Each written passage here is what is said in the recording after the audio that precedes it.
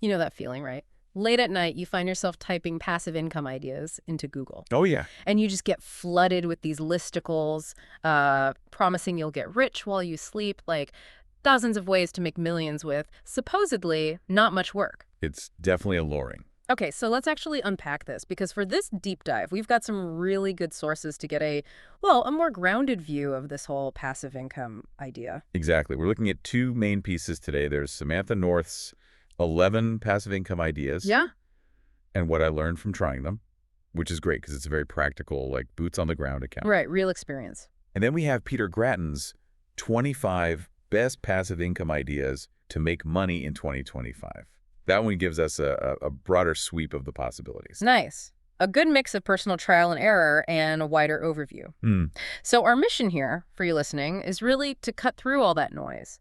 We want to pull out the real insights from these sources, separate the dream of easy money from the actual reality, the effort involved. Yeah, get past the hype. No overwhelming info dumps. Just a realistic handle on what passive income actually means based on this material. Okay, so where do we start? Maybe with defining it. What is passive income according to these sources? Good starting point. Yeah. So Shopify describes it as revenue you generate with minimal ongoing participation, or earnings from work you did up front that then need little effort to keep going. Minimal ongoing participation. Okay, Wikipedia echoes that income acquired with little or no labor to earn or maintain it. The key insight here seems to be minimal effort after the initial setup. Right. And it's interesting, Grattan's piece, I think it was via Investopedia, mentions how people often use the term quite loosely, throwing things like stock dividends in there. They do, but Investopedia also points out the IRS has a, well, much more specific definition. Ah, the taxman's view. Exactly. They often link it to things like net rental income or businesses where you, the earner, don't materially participate. Wikipedia mentions that too. So not just any income that feels easy counts for tax purposes. Pretty much. Yeah. Investopedia makes a clear distinction with portfolio income. That's your interest, dividends, capital gains. While it might feel passive to you as the investor. Because they were not actively trading, maybe? Right. But the IRS often treats it differently. The decision to hold those investments is seen as ongoing participation in a way. So, yeah, different tax treatment usually. Not all easy-looking income is passive in their eyes. Okay, that's a really important distinction, but the core idea that seems to run through both North's experiences and the definitions is this concept of front-loaded effort, yeah? Absolutely. That's fundamental. You put in significant work first to create something or buy an asset. Could be a digital product, content, maybe a rental property. And then it starts generating income over time, hopefully with less work from you going forward. Exactly. That initial heavy lifting is key. So passive income usually demands quite a bit of active work before it even starts flowing. Okay, got it. So let's dig into some of these specific ideas then and see what the reality looks like. How about creating an on-leave course? That seems huge right now. It does. And North's experience, even though her course isn't even launched yet as she wrote this, is quite revealing. What did she find? Well, just the sheer volume of upfront work. Yeah. She talks about tons of hours, planning the curriculum, scripting, recording. Then there's the tech side, choosing platforms, editing software. Which can be daunting. Totally. Yeah. And then, crucially, the marketing. Plus, she even mentioned feeling imposter syndrome and, the actual cash you need to invest up front. Wow. So it sounds like anything but passive to start with. Pretty much. The passive part, as she says, only kicks in after all that creation, the launch, the promotion, if it kicks in. And Grattan, does he see it the same way? He highlights the potential upsides like scalability, flexibility, building your authority. But he definitely agrees on the huge time investment needed and also how crowded the market can be. It's tough to stand out. Makes sense. What about AI? North mentioned that, right? Can AI just, create a course for you? Not quite. But she does see potential. AI tools can help, maybe with outlining content, generating some initial drafts, that sort of thing. Could speed things up, Right. but it's not a magic wand for a whole high-quality course. Okay, fair enough. Let's move on to another big one, affiliate marketing. North actually made some decent money here, didn't she? Even a big commission once. She did, a 5-figure commission, which sounds amazing, but again, she offers a strong dose of reality. Which is? Creating the kind of content that actually works for affiliate marketing, those really detailed reviews, comparison posts that Grattan also flags as vital, Takes a lot of time. It's not just about dropping links into random blog posts. Exactly. You need original content, stuff that genuinely adds value. Often that means you actually have to use and test the products yourself. First-hand experience matters. And she mentioned trust, too. That seems critical. Hugely. You can't just shill everything. You risk that ick factor, as she puts it, and losing the audience you work hard to build. Yeah. Plus, she points out some affiliate payouts are actually really low. Oh, right. And there's maintenance, isn't there? Checking links, updating prices. Yep, ongoing work. Broken links, outdated info that kills trust, too. And both sources mention needing traffic, serious traffic, which often means getting good at SEO, search engine optimization. How to get found on Google, basically. Right. And North notes that while AI might help generate some content or assist with SEO, it still needs to be original and valuable. Google's getting smarter about low-quality AI-spun stuff. So the takeaway on affiliate marketing. Low startup costs, flexible, yes. Yeah. But Grattan also highlights intense competition and the fact that you're pretty dependent on the whims of the affiliate programs themselves. They can change terms, cut commissions. Okay. Next up, ads. Running ads on a blog or YouTube. North actually lived off this for a while, right? Sounds pretty passive. She did, which Yeah. sounds great, but then she adds the crucial word, until. Oh. Her experience really underlines the volatility. One algorithm update, Google, YouTube, whatever, can just tank your traffic. And your income with it. Exactly. It becomes a numbers game, needing huge amounts of traffic. And even then, she found ads could make the user experience worse, kind of annoying for visitors. I hate sites plastered with ads. And she felt she started compromising her content, chasing keywords just for traffic, losing her own voice. Plus, the ad networks themselves have strict rules you need to follow. And it's not truly passive either, is it? You have to keep creating content. Constantly to keep the traffic coming. So North's advice, still viable maybe, but don't put all your eggs in the ad revenue basket. Diversify. Good advice.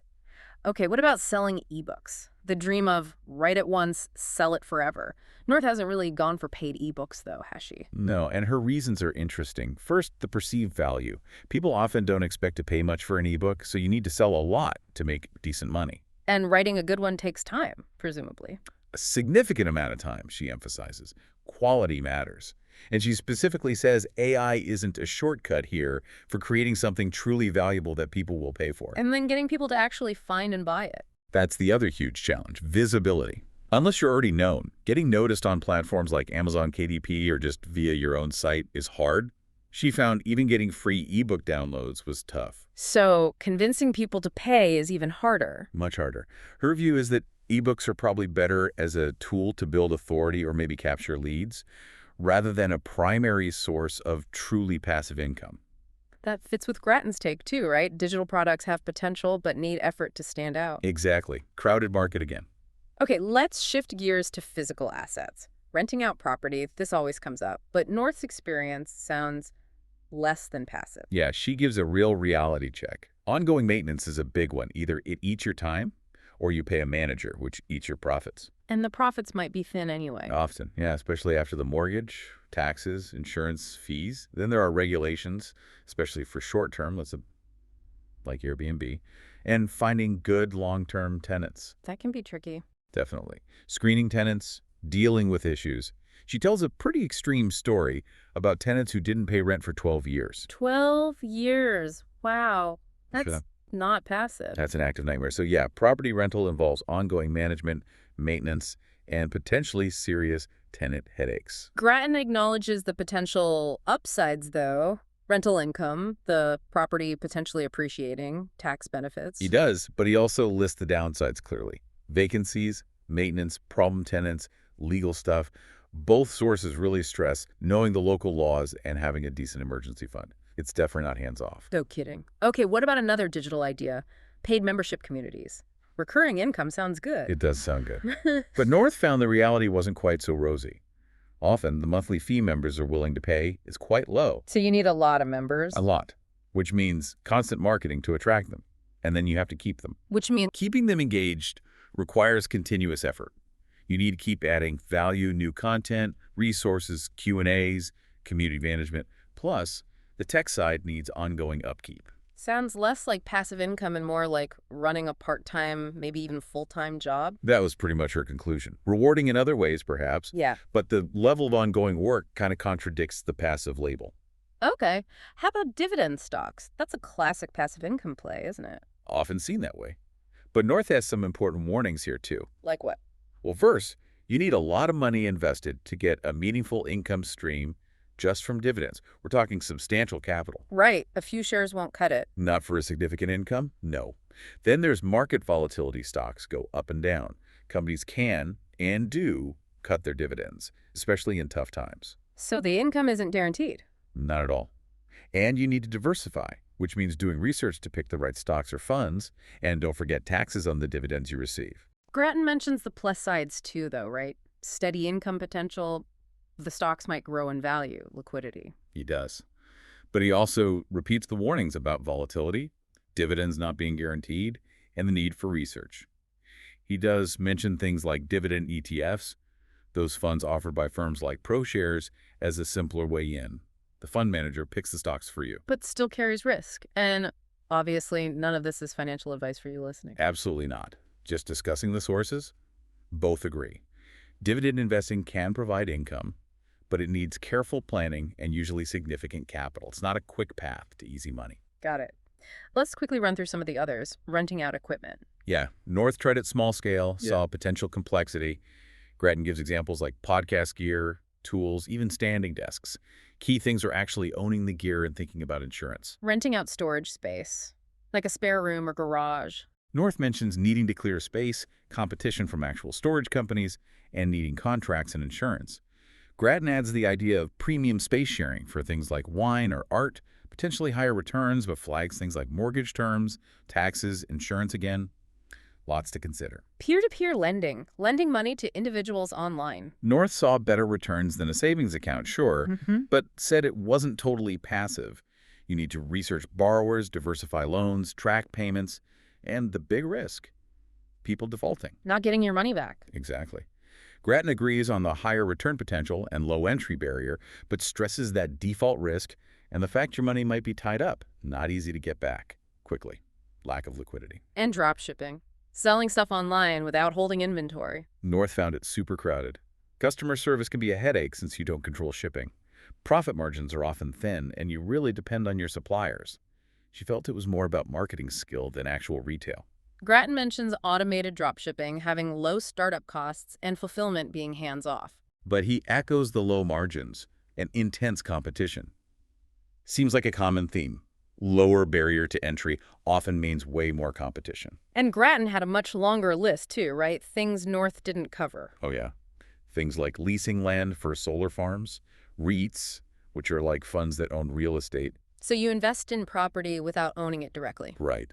Also bonds, YouTube channels, creating apps or AI tools, print-on-demand designs, selling stock photos, even putting ads on your car. Wow, quite the range. It really shows how broad the term passive income is used, from meeting land or capital to leveraging digital skills. But the consistent thread across almost all of them is that initial work and some level of ongoing management. Which really leads us to the big reality check here.